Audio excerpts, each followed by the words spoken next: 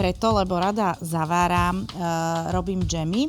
A bola to pre mňa výzva, lebo rada vymýšľam kombinácie.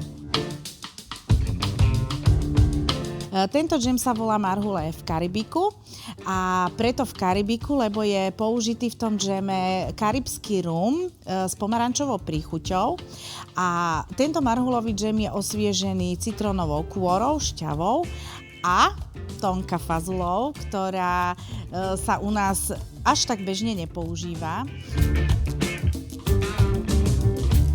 Kúpte si tento džem a uvidíte, že je to diametrálne odlišný džem od bežných džemov.